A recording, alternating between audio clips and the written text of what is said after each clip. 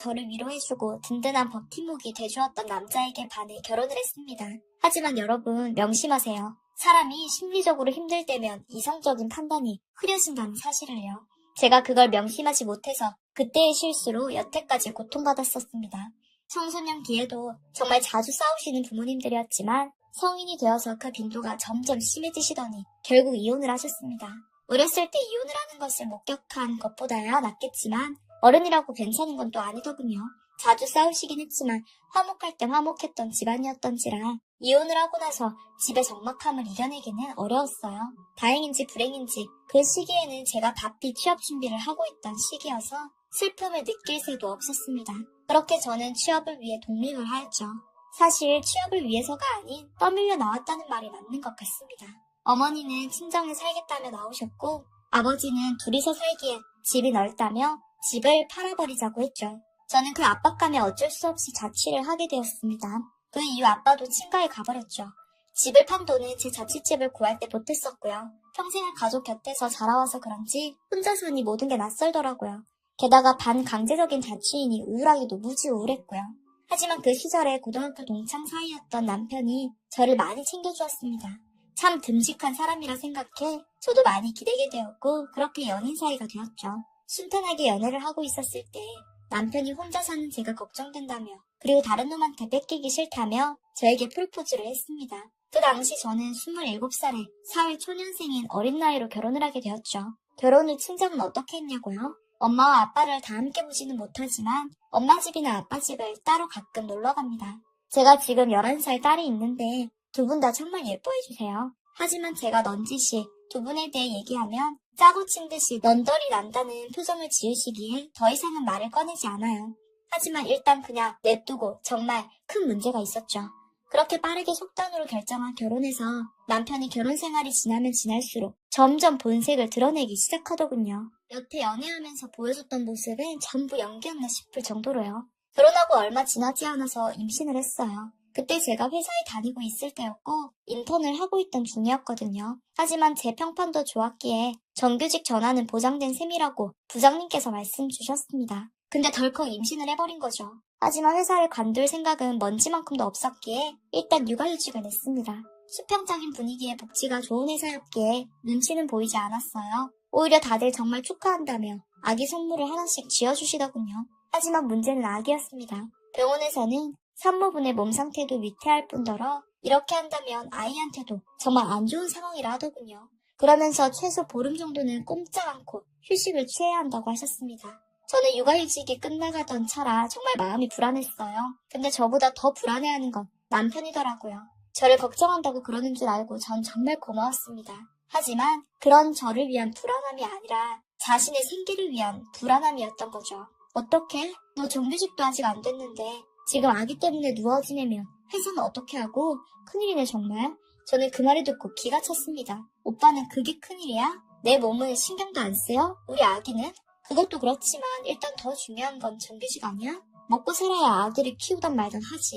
나 지금 순서를 모르는 건가? 진통이 앓고 있는 산부 앞에서 이런 얘기를 하다니 어이가 없었죠. 전 일단 의사 선생님의 말대로 보름 동안 휴식을 취하고 출근을 했습니다. 하지만 몸이 또 취약해져서는 응급실로 실려갔었죠. 결국 몸 상태 때문에 사표를 쓸 수밖에 없었습니다. 제가 응급실에 실려가서 링게를 맞고 있는데도 남편은 달려와서 한 첫마디가 회사는 어떻게 했어? 였습니다. 정규직이 못 돼서 제일 아쉬운 건 저였습니다. 하지만 저는 회사보다는 아기가 훨씬 중요했어요. 회사는 다시 들어갈 수 있지만 지금 제 배에 있는 아기는 사라진다면 다시는 볼 수 없잖아요. 그때는 정말 몰랐죠. 멍청하게도. 저는 퇴사 후에 다행히도 건강하게 아기를 낳았습니다. 그리고 정말 정신없이 육아를 했어요. 모든 게 처음이라 정신이 없더군요. 그렇게 자연스레 집의 가장은 남편이 되었고 남편의 수입이 중요해졌습니다. 하지만 남편 회사가 원래부터 좋은 편도 아니라 월급도 적은 편이었는데 회사 사정이 좋지 않아 월급이 밀리기 시작했죠. 하지만 남편은 다른 회사를 알아볼 생각도 없는지 빈둥빈둥 됐습니다. 월급은 어쩌냐는 말에는 대충 둘러대기 바빴죠. 마음 같아서 맘스터라도 고용해서 제가 일을 나가고 싶은데 저희 집 사정이 그런 걸 할 돈이 있겠나요? 남편에게 대신 육아를 맡기자니 남편을 믿질 못하겠더군요. 진짜 이제 돌이 지나서 어린이집도 가기 시작했고 남편 월급은 나오지도 않는데 남편은 배째라였어요. 뭐 어떻게든 되겠지. 안 되면 전세 빼서 월세 갈 수밖에 없지. 미쳤냐고요. 전세를 빼서 월세를 간다니. 그때 당시에도 전세 보증금은 양가에서 조금씩 보태주시고 모자란 거는 전세 자금 대출받아서 살고 있었지만 매달 나가는 돈도 내기 벅찼습니다. 그래서 저희가 먹는 거, 입는 거 최대한 줄여가며 지출을 막아야 하는데 이 남자도 초등학교 때 뇌가 멈췄는지 돈 감각이 지지리도 없었습니다. 그러면서 저한테 육아랑 회사같이 병행하면 되지 않아? 이런 말도 안 되는 소리나 해대더군요. 그냥 모른 척 있어. 내가 다 알아서 할 텐데 왜 그래 자꾸? 하면서 정색하길래 열받아서 더 묻지도 않았어요. 저도 지쳤고 설마 굶어 죽겠나 싶은 마음으로 저도 가만히 있었습니다. 근데 자꾸 너가 돈을 못 벌어서 집이 힘들지 않느냐. 버는 건 한 명인데 얹혀먹는 입이 2개나 된다고 자꾸 자존심을 살살 건들더군요. 결국 제가 연락도 잘 안 하고 지내는 엄마 아빠한테까지 사정해서 돈도 약간씩 빌리고 했습니다. 아이는 점점 크고 들어가는 돈이 많아지기에 전 아이 없는 시간에 동네 한식, 가정식 집에서 주방 설거지 알바를 하며 아이 옷값이라도 간간히 벌고 있었습니다. 급할 때 잠깐이라도 봐줄 사람이 있으면 저도 어디 회사에 다시 취직할 수도 있었을 텐데 말이죠. 아시다시피 친정은 그런 상태고 시댁도 엄청 멀리 사시는 데다가 주변에 아이 맡길 사람이 단 한 명도 없는 거예요. 그런 상황에 남편 회사가 집 근처인 것도 아니고 저까지 출근해서 나가버렸다고 쳐요. 만약에 아이가 아프거나 길을 잃거나 한다면 어떡하지? 라는 생각에 머리가 아프더군요. 그래서 회사나 풀타임 아르바이트는 생각할 수도 없었습니다. 이게 저의 잔혹한 현실이었죠. 양육 때문에 눈코 뜰 새 없이 바쁜데도 이해심 없는 남편놈은 제 상황을 이해할 생각조차 안 하고 눈치만 줘대니 정말 짜증났어요. 그러던 어느 날 남편이 운 좋게 이직에 성공해서 조금 이름 날리는 회사에 들어갔습니다. 그때부터 좀 인생이 필까 잠시 희망을 가졌지만 그 희망은 처참히도 무너졌죠. 아니, 그때부터 진정한 불행의 시작이었습니다. 남편은 그 회사에 묻힐 것이라며 사회생활을 정말이지도 열심히 하더군요. 제 딸과 저를 식충이 취급하면서요. 생활비를 넣어줄 때도 항상 혀를 차며 넣어주고 조금이라도 큰 돈을 긁었다 그러면 바로 냅다 전화가 와요. 그렇게 큰 돈을 긁은 것도 제 사치품을 사는 게 아니라 딸이 새학기인데 가방이 다 해져 없어지려고 하길래 딸 가방 하나 사줬습니다. 그렇게 카드를 긁자마자 무섭게 전화가 오더군요. 여보세요? 야, 너 돈이 돈 같지가 않아? 하긴 벌어오지 않으니 돈 같지도 않겠지. 8만 원이 옆집 개 이름도 아니고 이걸 한 번에 긁어? 네 신랑이 돈 벌어오니 기계로 보여? 아주 그냥 집까지 팔아버리지 그래. 아니 말이 뭐 그렇게 심해? 우리 딸 가방이 구멍나서 기우다 못해 다 찢어질 판이라 가방 하나 사줬어. 너 우리 딸 가방이 어떤지는 봤어? 아 그래? 난 지금 내가 입고 있는 신발, 옷 다 합쳐도 8만 원은 무슨 5만 원도 안 되는데 너무 사치스러운 거 아니야 너? 적당히 좀 써 적당히. 어이가 없어 대답도 안 하고 그냥 끊어버렸습니다. 제가 뭐 제 핸드백을 샀나요? 화장품을 샀나요? 결혼하고 나서 그런 물건들은 눈에 담은 적도 없습니다. 정말 필수적인 스킨로션도 바닥까지 다 닦아 써서 없어질 때쯤 허락받고 겨우 하나 사요. 그러고 친구한테 고맙다고 커피 한 잔 사줬을 때도 또 어디서 한가하게 커피숍이나 다니고 있냐고 아주 살판났다며 잔소리를 끊임도 없이 해댑니다. 하지만 더욱 어이없는 거는요. 제가 부부 둘이서 함께 이렇게 절약한다면 눈치 보여서라도 말을 안 합니다. 지는 집단의 그 사회생활에 목을 매서는 회사 사람들이랑 술 마시러 다니고 좋아요. 뭐 회사 돈으로 마신다 치자고요. 하지만 술자리는 시작뿐이었습니다. 회사 사람들이랑 낚시를 하겠다고 낚싯대를 사는데 100만 원 가량인 겁니다. 근데 낚시할 때 낚싯대만 필요한가요? 아니죠. 낚시할 땐 신을 신발, 옷, 미끼, 뭐 줄 땡기는 거 하나하나 다 돈이 들고 하나하나 다 비싸더군요. 심지어 낚시를 하러 갈 때도 돈이 드니 이게 다 얼마입니까? 하지만 이것도 취미생활이라 꼭 참았지만 또 나중에는 그 비싼 골프를 치러 간다고 돈을 또 펑펑 쏟아붓더군요. 또 주말에는 당연히 가족들과의 시간? 그런 거 없습니다. 당연히 자기 낚시나 골프하러 간다고 딸에게 눈길조차 주지 않아요. 하나 있는 딸에게 이렇게 무심할 수가 있나요? 또 이젠 평일에는 퇴근하고 나서마저 낚시를 하고 옵니다. 회사에 낚시 동호회가 생긴 거죠. 나 낚시하러 가는 배 예약해놨어. 그리고 실내 낚시 센터도 한 달치 끊어놨으니까 매일 거기 갔다 오면 좀 늦을 거야. 별로 비싸지도 않아. 얼마 안 해. 그리고 이렇게 회사에서 윗사람 하는 거 따라해야 사회생활을 하지. 내가 낚시 동호회에서 막내란 말이야. 더 어린 것들은 껴주지도 않아.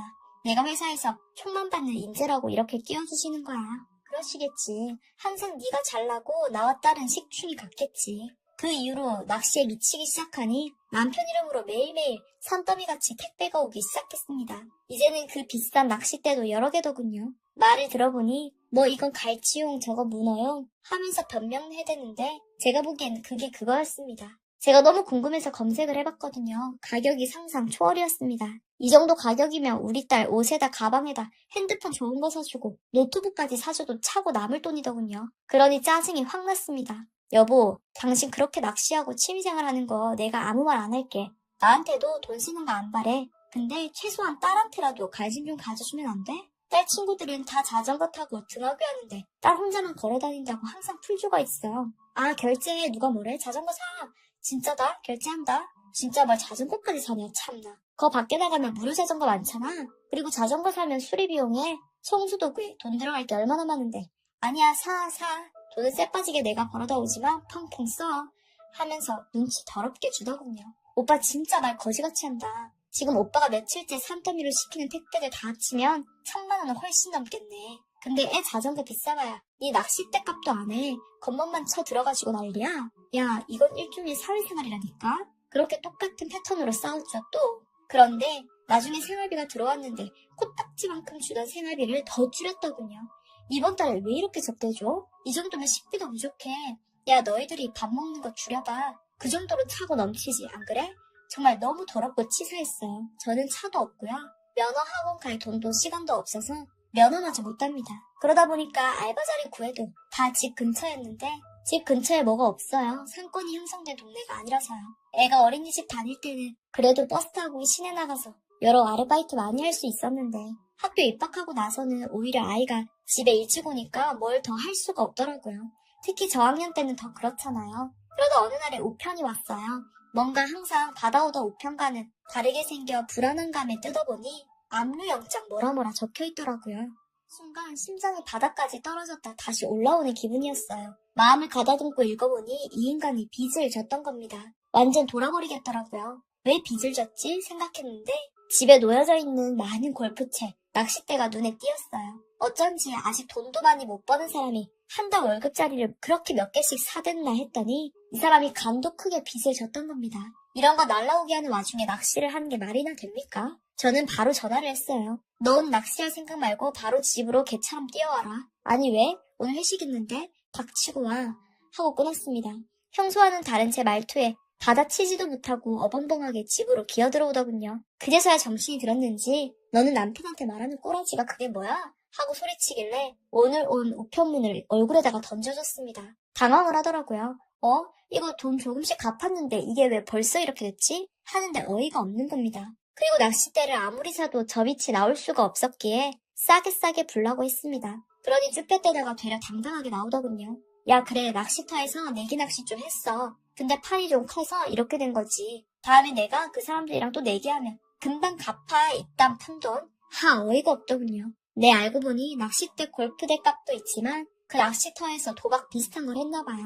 하지만 낚시터에는 조금 돈이 있는 사람들이 오니 판이 커져서 이렇게 됐고요. 넌 보태준 게 뭐가 있다고 이렇게 뻔뻔해? 빚을 져놓고? 지금 애가 먹고 싶다는 치킨 피자 한번 마음 놓고 못 사주고 있어. 근데 너는 아빠라는 사람이 낚시랑 도박에 미쳐서 이렇게 빚을 져? 그래놓고 지금 애 자전거 10만원짜리 하나 못 사줘서 그렇게 궁시렁대냐고? 야, 내가 이렇게까지 말 안 하려고 했는데 그래, 너도 이꼴 봤으니까 대충 예상은 되겠지만 너도 나가서 돈 좀 벌어야 된다는 생각은 안 드냐? 매일 그렇게 집안에만 콕 박혀서 벌어오는 돈만 받아 처먹으니까 그래 뒤룩뒤룩 살이 찌지? 뭐? 너 말 다 했어? 아니 한참 나왔지. 내가 너 불쌍해서 결혼까지 해준 거거든?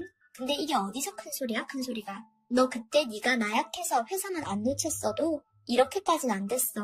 그렇게 저한테 상처만 가득 줘놓고 또 회식하고 낚시할 거라며 불이 나게 달려갔습니다. 전 너무 속이 상해서 저희 시어머니한테 바로 전화를 했습니다. 울고불고 다 털어놨어요. 제가 돈을 못 벌어온 건 맞아요. 하지만 저도 제 딴은 정말 노력했고 아이도 열심히 키웠어요. 근데 그 10년 넘는 세월 동안 수고했다 한마디 못 들었어요. 사실 그마저도 안 바래요. 지금 애 옷도 다 기워 입히다 못해 해진 옷밖에 없어요. 그런 와중에 남편은 내기하고 도박하고 빚져서 빨간 딱지 붙이게 생겼어요. 그랬더니 시어머님의 말씀이 그놈 새끼가 얼마 전에도 돈 없다고 하루 찡찡거리길래 내가 적금 깨서 1,000만 원 넣어줬는데 몰랐니? 그 1,000만 원은 어디다가 헤쳐먹고 지금 집안 살림을 있다고 해놨다고? 세아가 정말 미안하다. 지금 내가 당장 남편이랑 올라갈 테니까 조금만 기다리고 있어라.